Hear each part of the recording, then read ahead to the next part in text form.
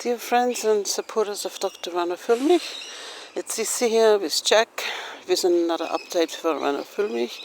I've listened to Roger Bittel on Sunday and translated some of it, but it's too bloody cold to sit here and record everything, so I'll do the rest at home. Bye, Jack. Say goodbye. And okay, here it goes. He talks about the appeal, and the deadline has been reached on the 30th of June, and the legal team have handed the papers in. And Roger doesn't know too much more about it.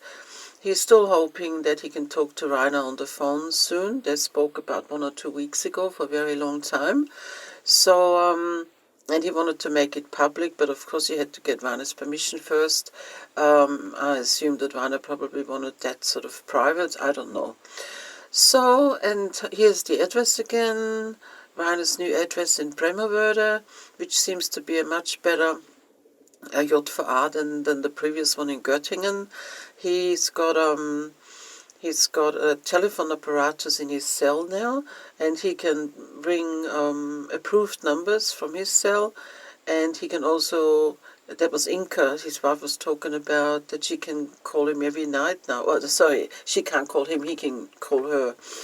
So they can have proper conversations again, because in Goettingen it was totally restricted. I think there was only like 2 hours per month talk time or something like that.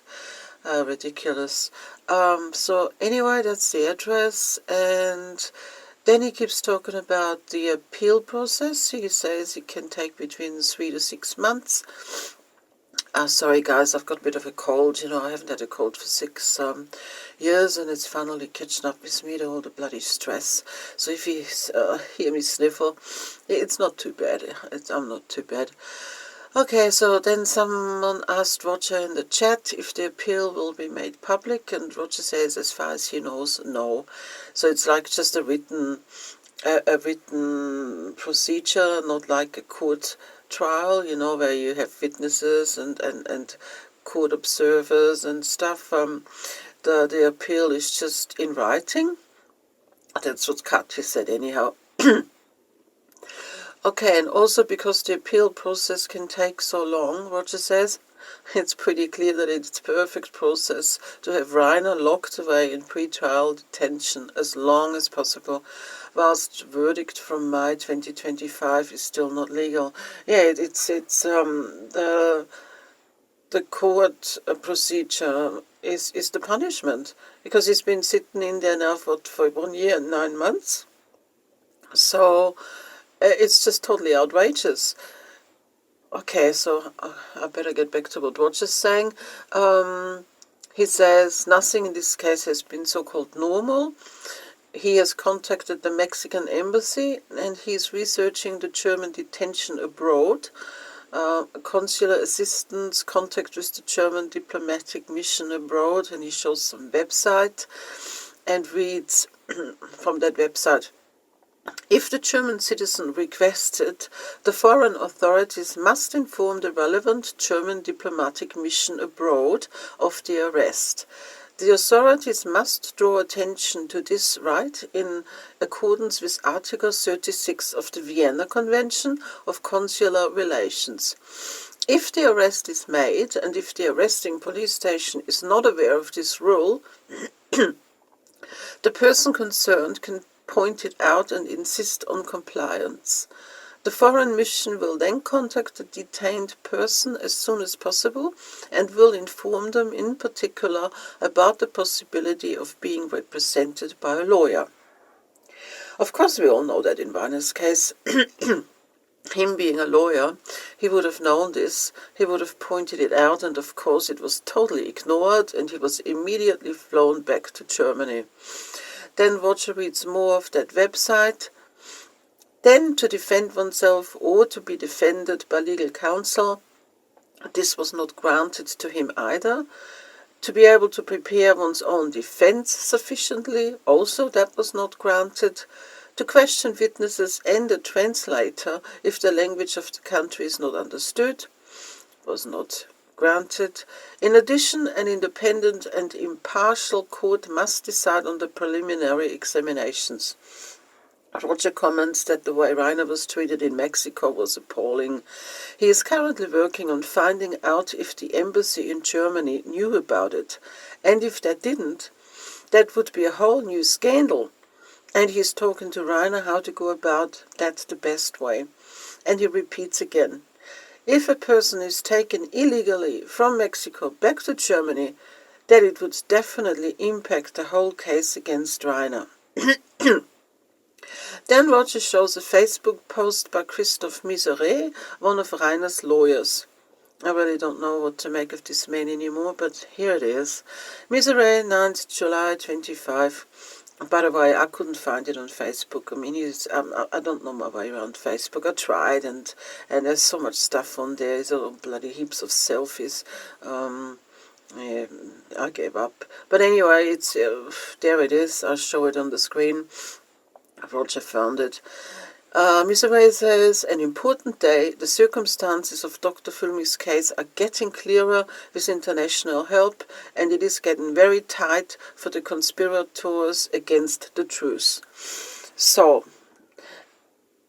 that doesn't sit right with me, because Kristoff Miser has always made some big bloody announcements, and nothing's happened, and bloody Reiner ended up with 3 years and 9 months, you know. And I mean, I can't blame it on the legal team. I'm sure they tried their best. It was just the bloody Goettingen lawyers and Judge Schindler in particular, that nasty little man.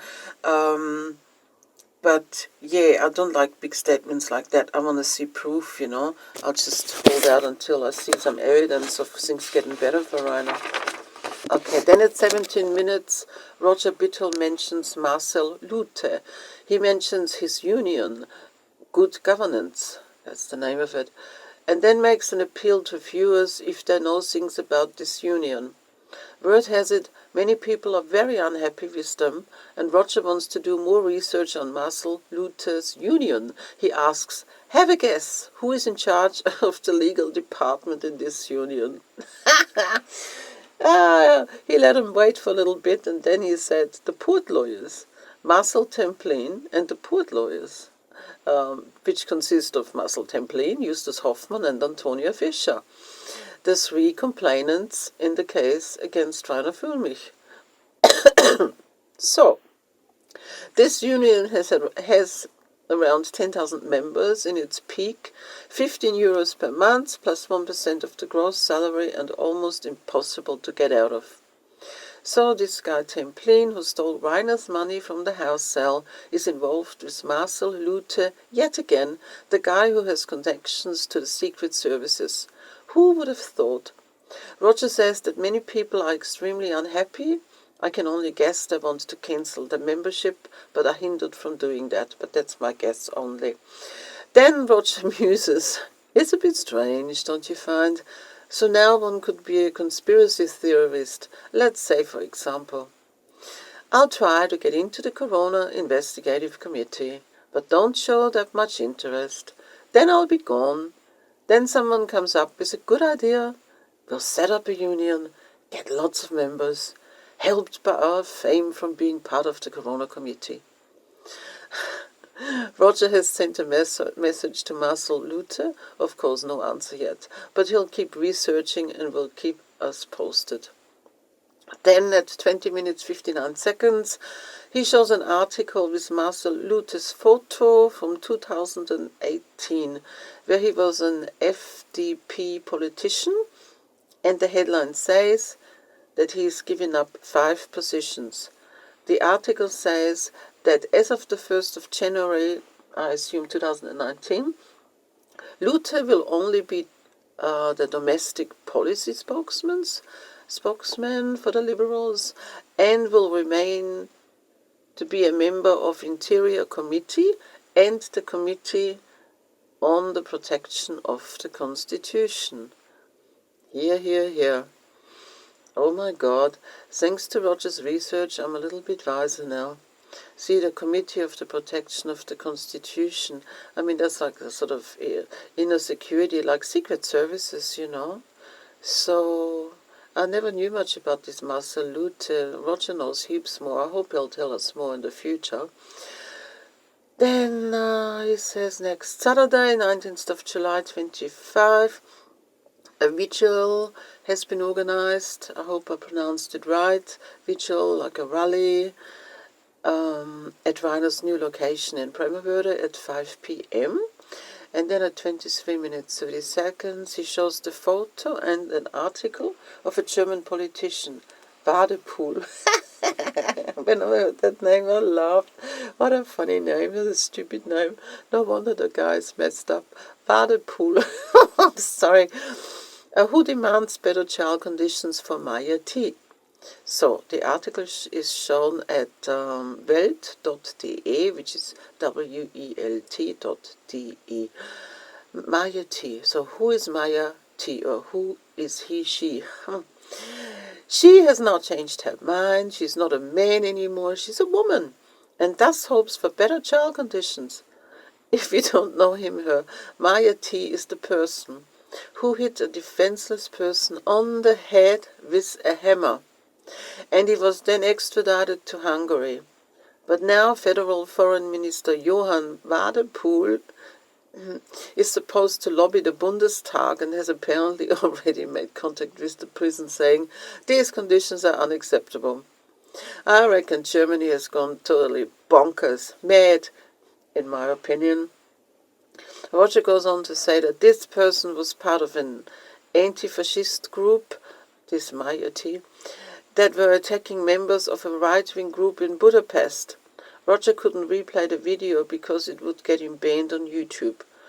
A group of people with hammers were attacking one defenseless person, and now this horrible Johann Badepool wants better child conditions for this violent man who now wants to pretend he really is a woman.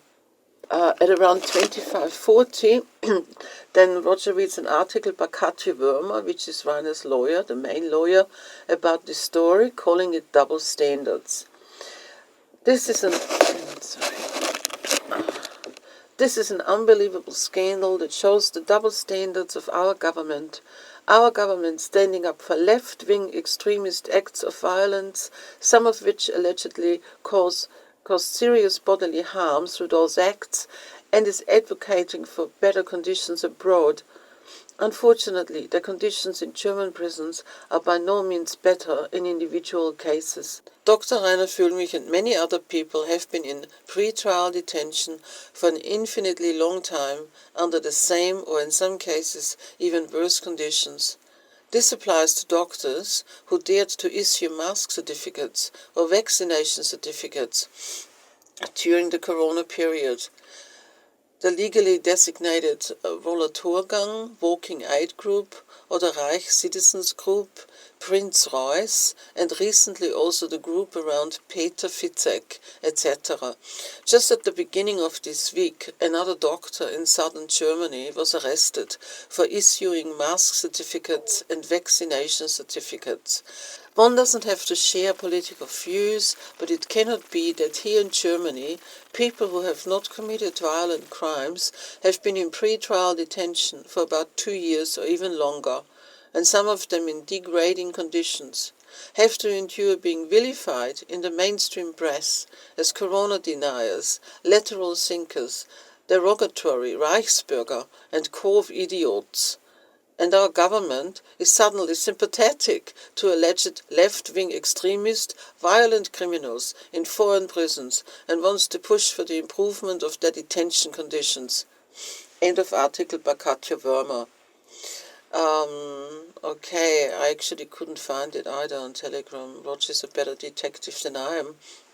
So then he goes on to say that the Rostov vigils are still going on every Thursday for Reiner, and thanks to all the faithful he thanks all the faithful people who stand there for Reiner and for freedom, even in bad weather conditions. Okay, so then he mentions the new book by Andrea Henning. Andrea Henning is a frequent trial observer, and she's visited Reiner a few times, and I think she was part of the same political party, the Basis, years ago. So she's very, very faithful, and thanks to her we know a lot about the case. So she's brought out the book. It's available on Amazon and other bookstores. And now it's available in English, and somebody on Telegram said it'll be available in Italian soon too. So the English title is Sunlight Prosecuted, The Trial of Dr. Reiner Fuellmich, Justice in Germany, author Andrea Henning. And the second page shows a photo of her, and the text, sunlight is the best disinfectant. If justice is dealt in back rooms, the story must reach the headlines. Wherever a wall goes up, a book opens up the window to truth. So then it says, the English edition is here. What happens when the light is locked away, when truth is no longer pursued in the courtroom, but silenced behind walls. One of the most unusual criminal trials in modern German history, Dr. Reiner Fuellmich, former lawyer, co-founder of the Corona Committee, arrested under questionable circumstances, held in solitary confinement, and systematically obstructed from mounting a defense. No conspiracy theories, just what actually happened. And what should have happened but didn't. A sharp, ironic, and deeply unsettling look at a justice system under pressure. So that's the end of the book description, and I've got a little add-on, which is not part of Roger's update, but I saw it on Telegram and I will add it here. It's about this beautiful ex-policeman, Michael Fritsch. He has been in... But anyway, look, I better read what I found on Telegram.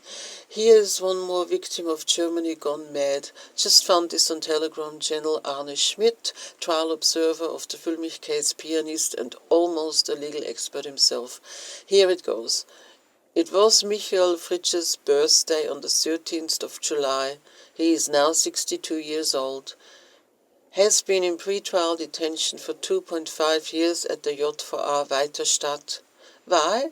Because he was a policeman and he stood up right away in 2020 and said no to the injustice and the Corona government lies.